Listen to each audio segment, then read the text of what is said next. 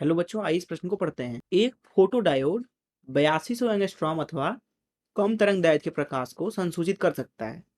इसके निर्माण में प्रयुक्त अर्धचालक का ऊर्जा अंतराल ज्ञात कीजिए। आइए इस प्रश्न की मुख्य अवधारणा की चर्चा करें। अगर हम किसी भी अर्धचालक के बारे में बात करें तो दरअसल अर्धचालक के अंदर आवेश वाहकों की ऊर्जा की दो ऊर्जा बैंड पाई जाती है। उच्च ऊर्जा बैंड जो होती है वो दरअसल चालन बैंड होती है। चालन बैंड में मौजूद इलेक्ट्रॉन दरअसल मुक्त इलेक्ट्रॉन होते हैं। वहीं बात करें अगर हम दूसरे बैंड की, निम्न ऊर्जा स्तर बैंड की, तो दरअसल कहलाता है संयोजी बैंड। जो भी इलेक्ट्रॉन दरअसल बंद में होते हैं वो संयोजी बैंड में आते हैं, तथा होल जो है वो बंद में ही होते हैं, इसलिए होल भी हमेशा सदैव संयोजी बैंड में होते हैं। संयोजी बैंड तथा चालन बैंड के बीच की जो ऊर्जा अंतराल है दरअसल उसे ईजी बोला जाता है। अब दरअसल जो फोटो डायोड होता है उसमें हम इस्तेमाल करते हैं अर्धचालक का। फोटो डायोड के ऊपर हम प्रकाश डालते हैं। अगर उस प्रकाश के अंदर इतनी ऊर्जा हो कि वो कम से कम ईजी के बराबर हो, तो जो अर्धचालक इस्तेमाल किया जाता है उस फोटो डायोड में, उसके संयोजी बैंड से चालन बैंड में इलेक्ट्रॉन चला जाता है। ऐसा होते ही दिए गए फोटो डायोड का जो चालकता होता है वो बढ़ जाता है, क्योंकि यहाँ पे मुक्त इलेक्ट्रॉन बढ़ जाएंगे, क्योंकि यहाँ पे आवेश वाहक बढ़ जाएंगे, क्योंकि जहां से इलेक्ट्रॉन गया है वहां होल बन जाएगा।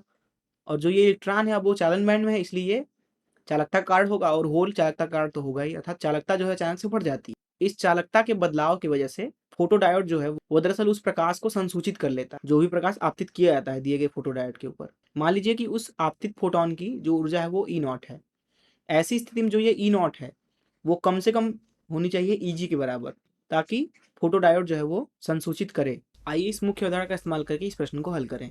यहाँ इस प्रश्न में बोला जा रहा है कि एक फोटोडायोड 6200 एंगस्ट्रॉम अथवा कम तरंगदैर्घ्य के प्रकाश को संसूचित करता है। अर्थात यहाँ पे जो लैम्डा का अधिकतम मान है जिसके लिए दिया गया फोटोडायोड आपतित विकिरण को संसूचित कर सकता है, वो दरअसल है 6200 एंगस्ट्रॉम। यहाँ इस चीज को एक सूत्र से समझते हैं। अगर हम एक फोटोन की ऊर्जा लिखना चाहें इलेक्ट्रॉन वोल्ट में, वो लिखी जाती है 12400 भागे लैम्डा एंगस्ट्रॉम में। इसको आप याद रख लें।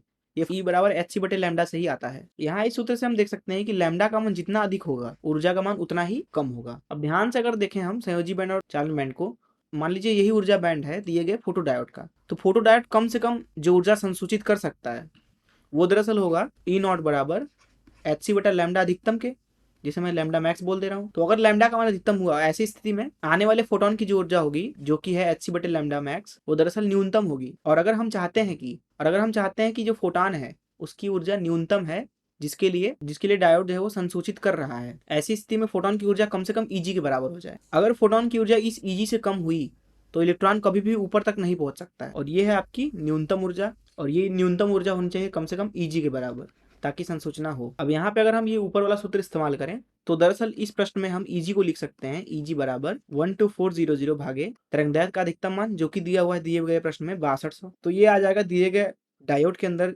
इस्तेमाल किया गया अर्धचालक का ऊर्जा अंतराल। इसको अगर हल करें तो ये आ जाएगा 2 इलेक्ट्रॉन वोल्ट के बराबर। इस तरीके से हमने इस प्रश्न को हल कर लिया। तो इस तरीके से अगर आप दिए गए डायोड के अंदर कम से कम 2 इलेक्ट्रॉन वाला फोटोन आपतित कराते हैं तब तो वो संसूचना कर लेगा। लेकिन अगर आप 2 इलेक्ट्रॉन वोल्ट से कम ऊर्जा वाला फोटोन आपतित कराते हैं तो उसके लिए दिए गए डायोड कोई भी हमें रिस्पॉन्स नहीं देगा, अर्थात उस चीज को वो संशोधित कर ही नहीं सकता है। तो इस तरीके से हमने इस प्रश्न को हल कर लिया। मैं आशा करता हूँ कि आपको इस प्रश्न का हल जरूर समझ आया होगा। धन्यवाद।